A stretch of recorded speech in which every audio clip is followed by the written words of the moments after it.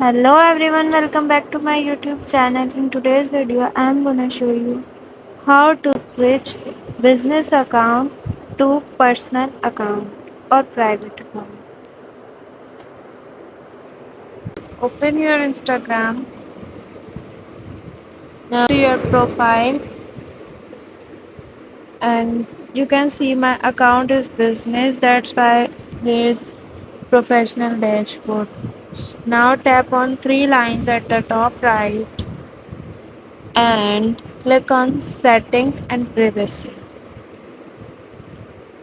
Now you can see on for professionals we have an option creator tools and controls.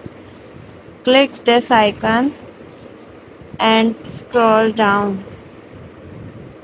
Tap on the switch account type and click switch to personal account. It is asking for permission. Confirm it. Switch to personal account.